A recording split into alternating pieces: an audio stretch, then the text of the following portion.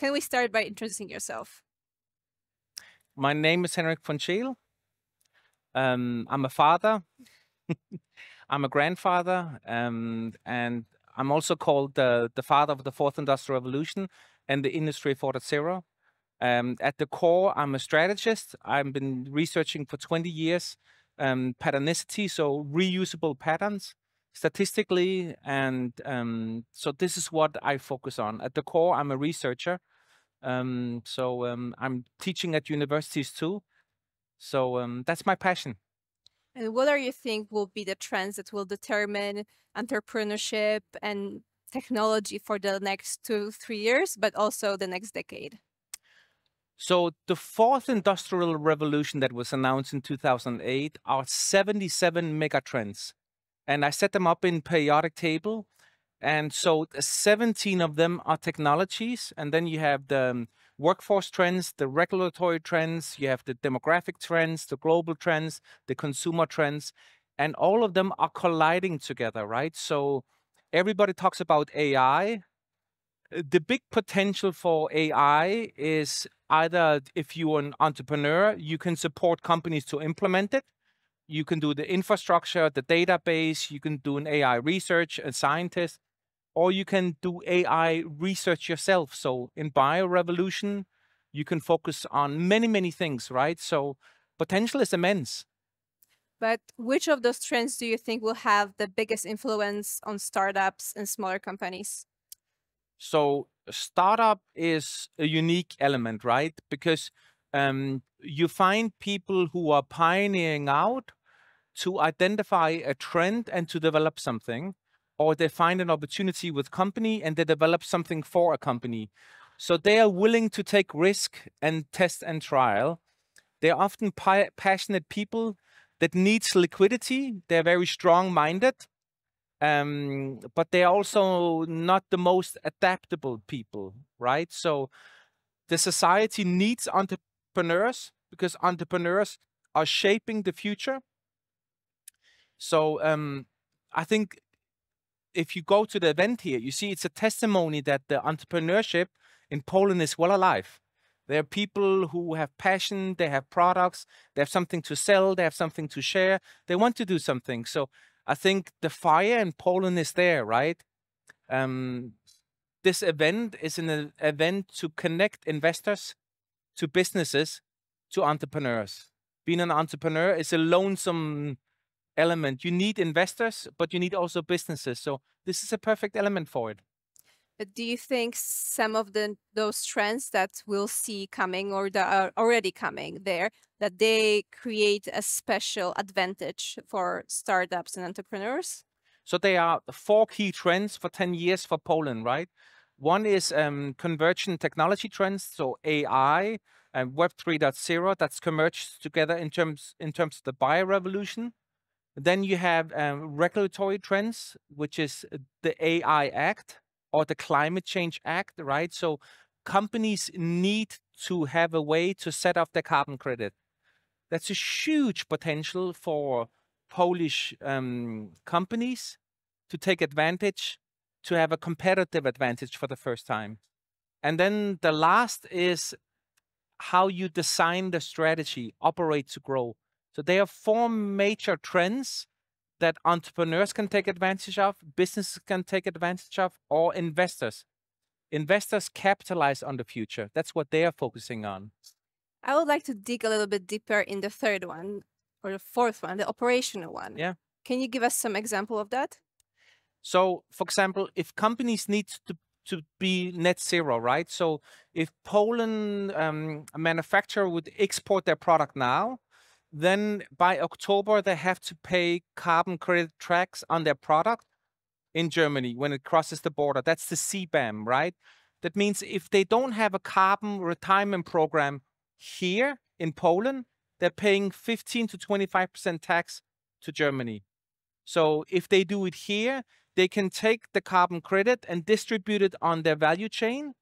So, and thereby putting on their balance sheet. So they earn 2 times money. Money on their value chain, because the value chain needs to pay for it too. And on the other hand, is that they have a financial element on their book. So it's a huge advantage. And are there any challenges that you see that startups can kind of approach on their way? So there's always a knowledge gap, right? When you entrepreneurs need to build competencies and what it is to understand what is carbon credit, what is the voluntary market, what is the verification, which elements do I want to play at? Do I want to play with the forest owners? Do I want to play on the social programs? Do I want to play on the value chain? Do I want to play with the company? So you look at the whole storyline saying, where is it that they are best at to play and where's their passion? And do you have like a suggestion or solution? How can they determine that? What's the best way to do that? So most of things you see in carbon credit today is it's called greenwashing. More marketing than real stuff. So you can go and buy carbon credit. I'm not going to say the names of who, but the products are 0.01%. They get money to pay into a project in the forest. So maybe the forest owner has it. So that will not work, right? You have to have the money up front to scan a forest, to sign an agreement with a forest, to capture the carbon credit, and then issue the carbon credit on a smart contract that I can sell it to a company. The company has a verification that I'm the only one who bought it from this forest for this period, and I can offset it. And then I can put it on my balance sheet and get a tax deduction when I bring it over. So I get a tax deduction. It's a plus on my asset sheets, right? And I can distribute it there. So I buy it for $21, sell it for $45 to my value chain. So I make $21 on my value chain. I get a tax deduction on the border. And at the same time, I put it on balance sheet. So I made out of $21 I bought, I made nearly $60 to $90. You see the competitive advantage? So this is not something you just, if you don't move fast, then other markets will take it. So you're saying that the kind of knowledge and operations will be kind of the biggest challenge or the biggest differentiator in that area? Yes.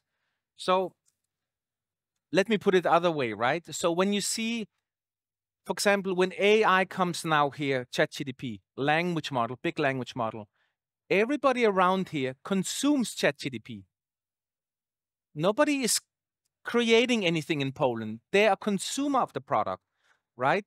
So creating something in Poland means you have to think, invest, and design something new, right? You cannot just copy a product. You have to think about it, build it, get investors in, and to grow the product. That's the core of entrepreneurship.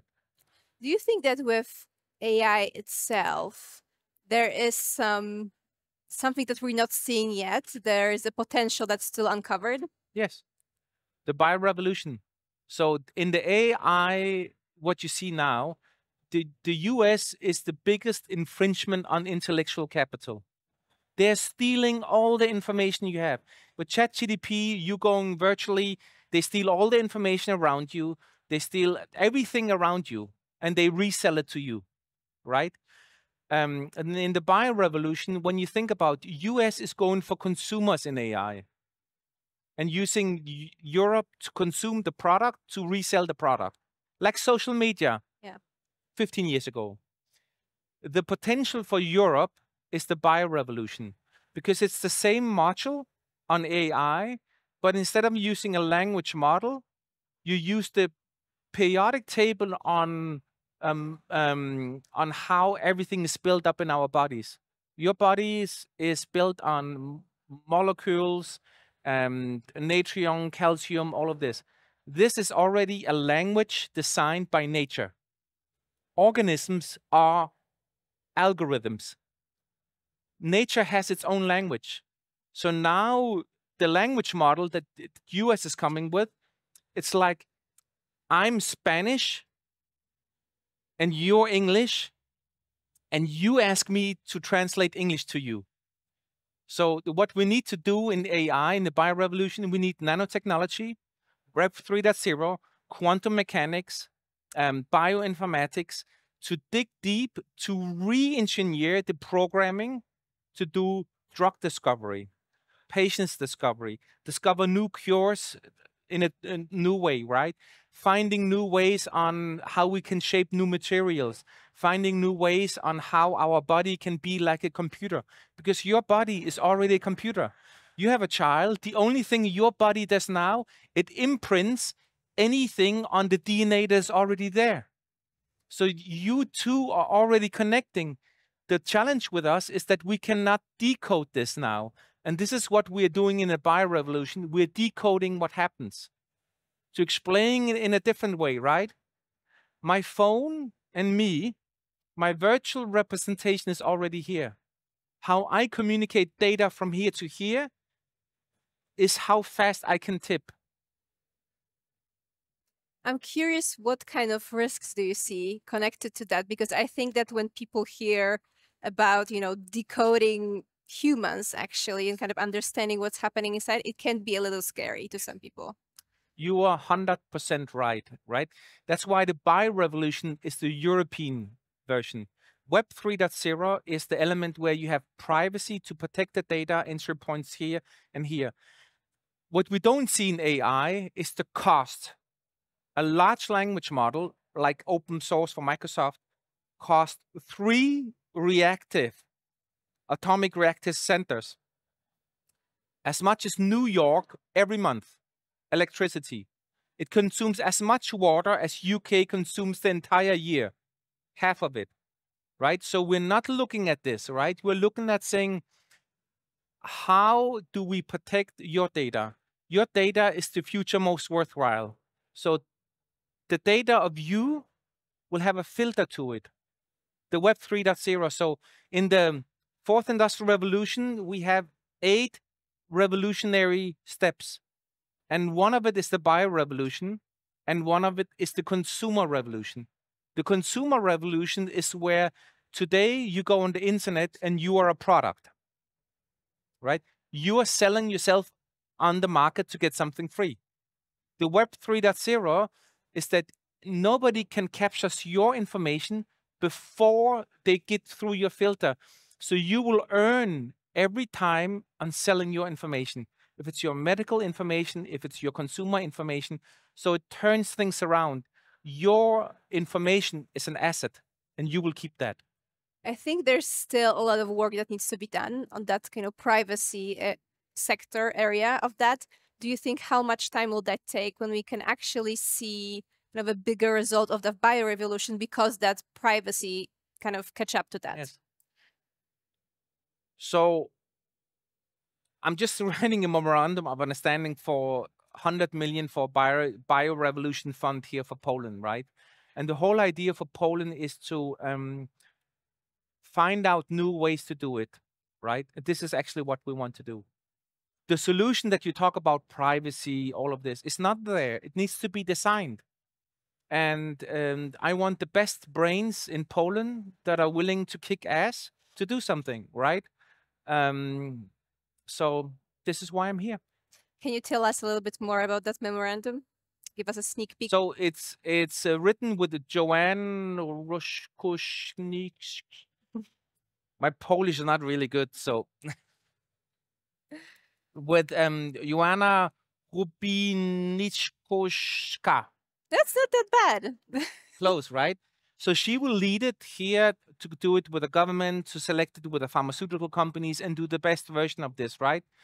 And I believe that Poland has built for years a network of good researchers, right? And they are willing to take it to the next level, right? So that's why. So we're building a big fund based in Dubai, South Korea, and Ireland, Switzerland, and in Poland, right? So it's interconnectivity, right? Because Switzerland has the quantum mechanic computer for molecular basis, Ireland has the research base, Dubai has the money, and South Korea has the nanotechnology. In Poland? Poland has the network for everybody in Europe, right? If you look at what happened in Europe the last 15 years, right? The pharmaceutical companies went to Poland to get cheap, quality people.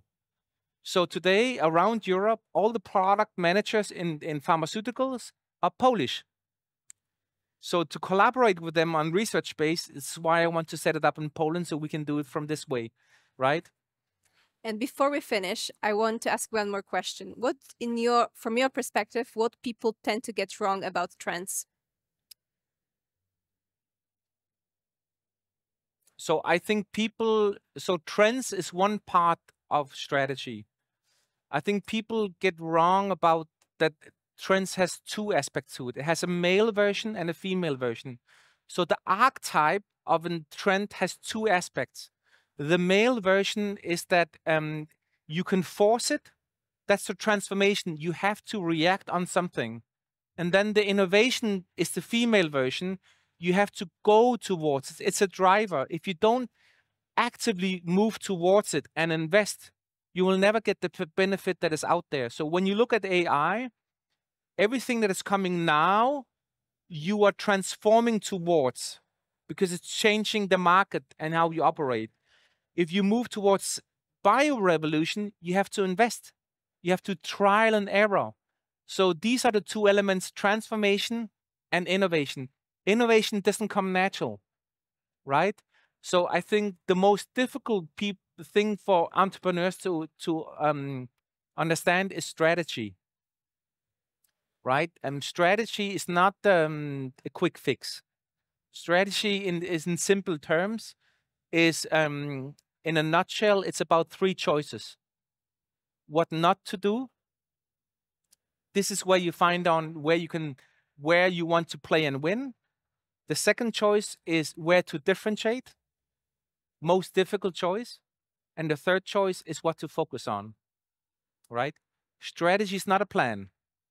Strategy is a choice on how to do these three things. I wanted to ask you one more additional question. What is the Industrial Revolution?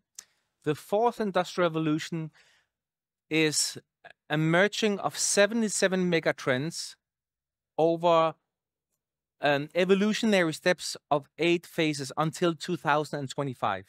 There will be no Industry 4.5. If we don't survive this, if we don't manage this, there will be nothing to it. The key element of the fourth Industrial Revolution is human beings. It's our ability to adapt to the environment. It's our ability to build capabilities. So for Poland, it's very relevant because Poland is on how can you adapt to the changes that are coming? How can you build a better society, a better future, a better economic system, a capitalist system that works with your democracy? So the welfare and businesses can work together with capitalism. How can you create, what is the future going to be with AI? What is the future going to be for education, right? So it's a societal element on what we decide. And so it's very much about humans, how we connect together, how we relate together, how we consume together, how we do all of these things together. At the core, this is the fourth Industrial Revolution. So this is like a process that we're going through. Yes. So it's the biggest disruptive period in human time. You will have, there's nobody at human history in Poland that has ever walked around like you. You have more food, you have more money in your hands, you have more equal rights. You live the best time that any person has ever walked in Poland. But at the same time, you are also the one person that needs to adapt to most. And your child will even have more disruptive abilities. So what is the future skills we need for people? They need to be project manager, right? You become a mother. What are you then? You're nothing else than a project manager. You're working at your company, you're a project manager. You're working at AI prompts, you're a project manager. Whatever you do in life, your core skills is a project manager, right? But the key element that we need to do, link as people, instead of siloing ourselves, we should build our communities about what is it we want the future to be? How is it we want to design it? What should the future be for the next generation? what is it we need to hold back as my generation, right? That the next generation lives a better life, right? So I have 2 sons. I believe the future will be a brighter future, right? But I believe the challenges we have to meet are big. We have to take big decisions, and we have to re-look at some of the key elements, right? Today, we gone a little bit off course. In what way? That means we have a woke culture, right? That this minority decides the big elements. Democracy is the science that the minority of people take a decision. We have a challenge in democracy today, that the most people are elderly people, and they are unable to take decision for the future.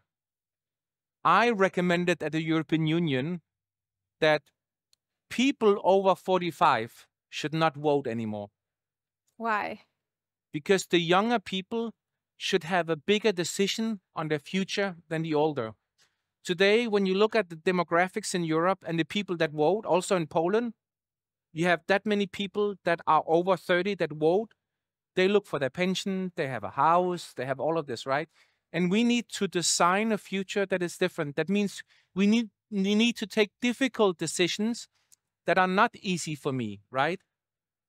Not easy for them. We need to take them for the future. So a decision like saying, can we accept that people over 45 doesn't vote? I think we can, right? We nearly had 25 years to vote. You chose to impact the society. Now you leave it off and leave the next generation to decide, right? We need to redesign in Poland a new way of financing, right? Most businesses around here don't have access to capital. You need to have banks that are focused regional and are demanded by the central bank to invest in local businesses, right? So you can bring focus on the economy, right? You need to rethink on how to do a new pension system, right? My suggestion to the Polish government is very easy, right?